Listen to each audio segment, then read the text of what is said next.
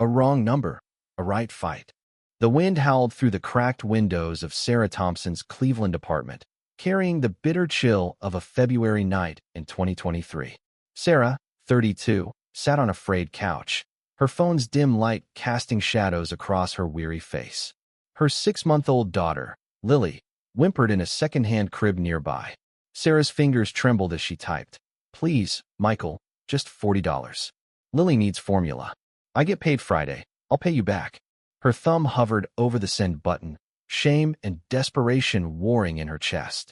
She'd already borrowed from her brother too many times. But with no job, no savings, and a fridge holding only half a jar of mustard, pride was a luxury she couldn't afford. She hit send. Seconds ticked by. Sarah leaned back, eyes burning, whispering, "Come on, Michael." The phone buzzed. Her heart leapt, but the reply wasn't from her brother. "I think you have the wrong number." Her stomach sank. She'd mistyped the number. "Idiot," she muttered, typing back. "I'm so sorry. Please ignore that." She tossed the phone aside and paced the linoleum floor, socks slipping on the worn surface. Lily's cries grew louder. Sarah didn't cry, not yet. She cried when the gas was shut off, when food stamps were delayed, when Lily's father vanished before her birth. But tonight, she held it together. The phone buzzed again. "Will your baby be okay?" Sarah froze, staring at the glowing screen. "Who was this?" "We'll manage," she typed. "Sorry to bother you." The reply came fast. "I could help. No strings attached." Her brows furrowed. "Thanks, but I don't take money from strangers." "Smart choice," the stranger wrote. "I'm David. Now I'm not a stranger. What formula does Lily need?" Sarah's breath caught. She hadn't shared Lily's name. Was this a scam? But her hands moved anyway. Gentle Care Plus. It's the only one that doesn't upset her stomach. Seconds later, "What's your Venmo?" Sarah hesitated. The world didn't work this way. Strangers didn't just help, but exhaustion won. She sent her Venmo ID, ready to block him if needed. A notification pinged. $400 received. Her jaw dropped. "This is too much," she typed. "I can't accept this." "Think of it as help for a few months," David replied. "One less thing to worry about." Tears spilled down Sarah's cheeks, hot and unstoppable. She pressed a hand to her mouth, turning away from Lily's crib. "Thank you," she typed, fingers damp. "You're welcome, Sarah. Take care of Lily." She reread the message. "Take care of Lily." How did he know her name? Fear prickled her spine, but Lily slept soundly that night, belly full for the first time in days. Sarah stayed awake, clutching the baby monitor, wondering who David was. At sunrise, a new message arrived. "Hope you and Lily had a better night. I have a job offer for you." Sarah's pulse quickened. "What kind of offer?" She replied. "A professional one," David wrote. "I run a company, Greenwave Energy. We need someone with your accounting background for a short-term project." Sarah's mind raced. Greenwave was a big name in Ohio: clean energy, community jobs, nonprofit ties. "How do you know my background?" she asked. A pause. "Your number's close to Michael Thompson, our HR guy. I showed him the message. He recognized you, mentioned your skills." Sarah sat back, processing. "It's a 3-month contract," David added. "Might lead to more." "Interested?" "I'd need flexible hours," she replied. "I have Lily, no daycare. We offer on-site childcare. Come in tomorrow. 10 a.m. reception will know you're coming." Sarah looked around her dim apartment, broken blinds, a single clean blazer hanging behind the bathroom door. "Maybe this is our chance," she whispered. Rain pelted the marble steps of Greenwave's downtown Cleveland headquarters the next morning. Sarah, clutching Lily and an umbrella, felt small against the glass and steel tower. Inside, a woman with a tablet greeted her warmly. "Sarah Thompson?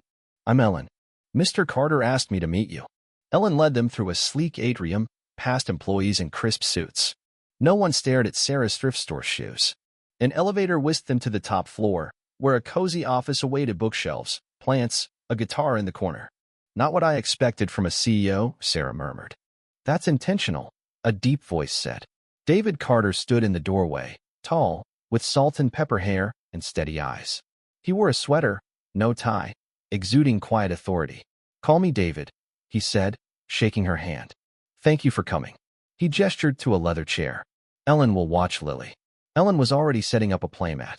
Sarah sat, heart racing.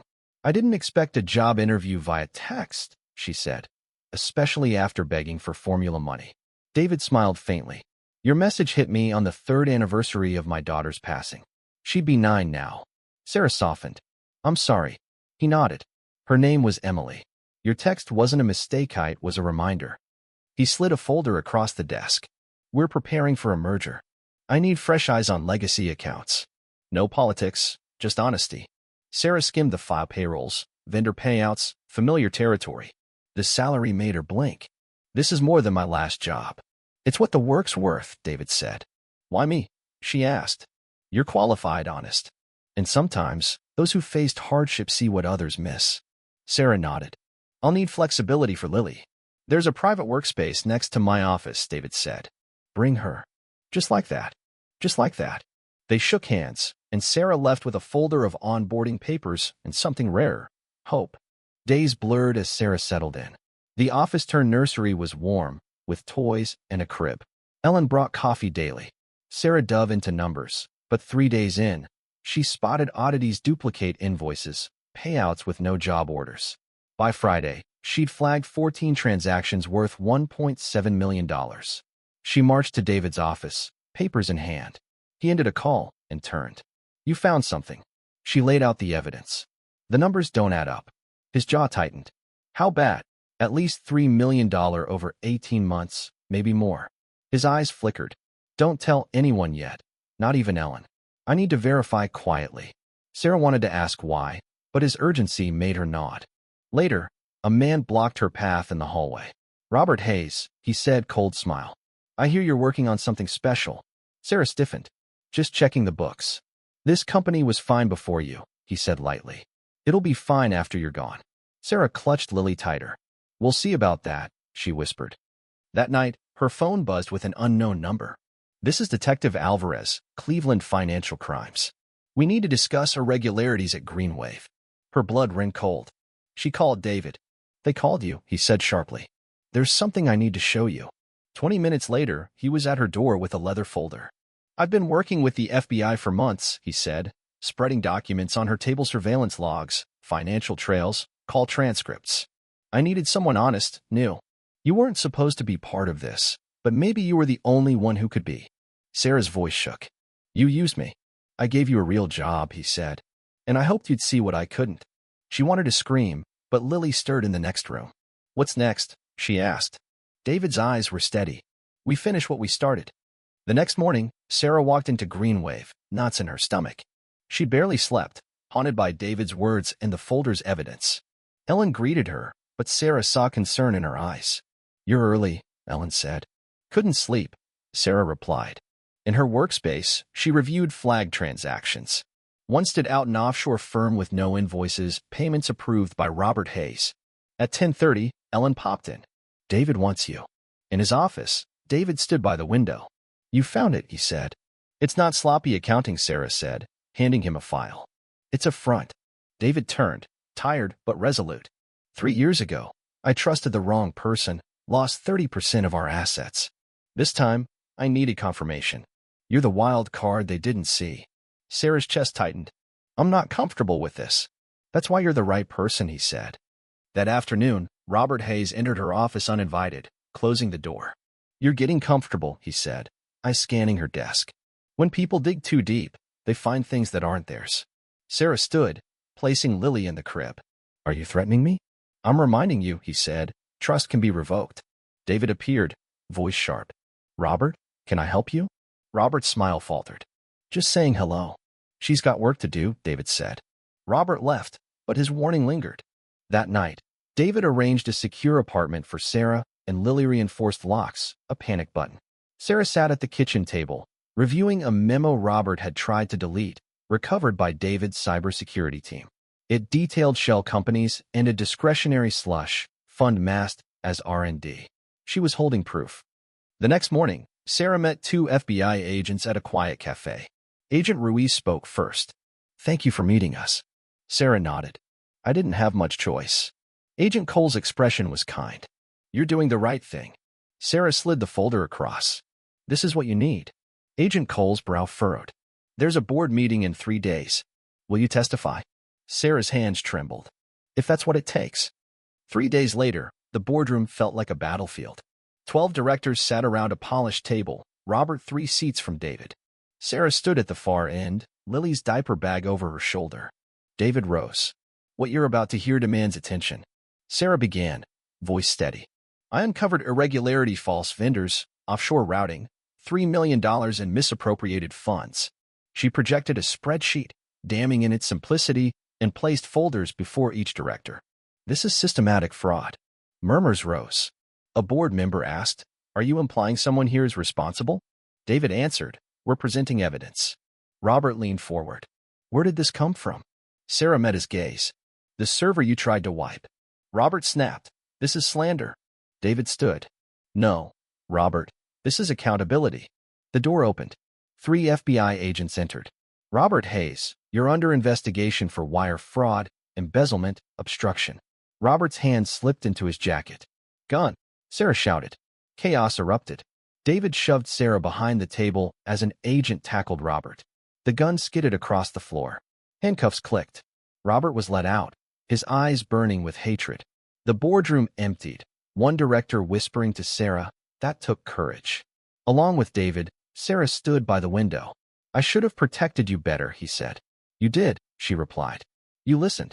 David handed her a glass of water. When I read your message, I thought I was just helping. But you stopped being a stranger. Sarah's eyes welled. Why'd you trust me? You had nothing to gain, yet you told the truth. He stepped closer. Stay, not just the job. Stay with me, with Lily. Sarah took his hand. Then don't go back to an office without me. 3 days later, Sarah stood in her new audit office, nameplate gleaming. Sarah Thompson, Director of Internal Audit. Lily played at her feet. Ellen winked, handing her coffee. David watched from the doorway. Funny how a wrong number became the right thing, he said. Sarah smiled. It wasn't wrong, just unexpected. For the first time, she cried not from fear, but from belonging. Months later, Sarah sat at a community center she'd helped fund, Lily in her lap. David stood nearby, proud. At the podium, Sarah spoke. I asked for help and got more than I dreamed. This center is for single mothers, working families, and kids told they're not enough. Someone believed in me. Now it's my turn. The crowd roared. That night, David handed her a gold bracelet engraved with Endure. Emily wanted her mom to have this, he said. Sarah's eyes glistened. I'm not used to being chosen. Get used to it, he said. Sarah wrote a final letter to herself. You thought surviving was enough. But you were meant to lead. You're the voice that breaks secrets. She closed her notebook, looked at Cleveland's skyline, and whispered, We did it. What did you think of Sarah's journey? Her fight against corruption and violence exposed raw truths about power and justice. Do you believe standing up to injustice is worth the risk? Or does the threat of retaliation make silence safer? Share your thoughts in the comments. Let's debate what you'd do in her shoes. Your voice matters.